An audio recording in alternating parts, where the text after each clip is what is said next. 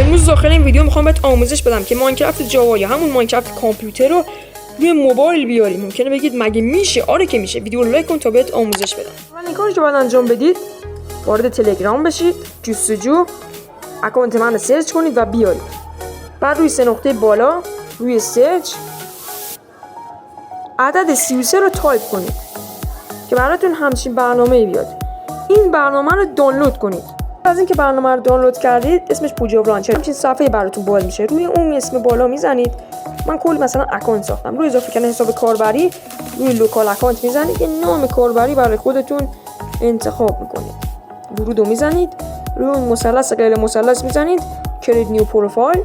یه نسخه برای خودتون انتخاب کنید. مثلا من دوست دارم اپتیفاین باشه. بعدش میایم پایین یه نسخه حالا از اپتیفاین، مثلا 1.26 اپتیفاین روش کلیک میکنم. اون پایین چیزایی نوشته به نام وظایف. اونجا رو براتون دانلود میکنم. همینجوری که میبینید وظایف. صبر میکنید تا دانلود شه. بعد از این که دانلود شد براتون اینجا میاد، یعنی اپتیفاین 1.26. روی شروع بازی میزنید.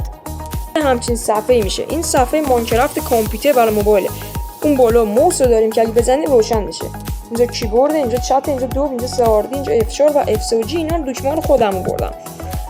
چپ کلیک، راست کلیک، منو بازی، پریدن، اسپیس، بعد تو دکمه زیاد بالا راست چپ عقب مهم نیست. بعد 1-2 دقیقه وایسین تا وارد ماینکرافت بشه.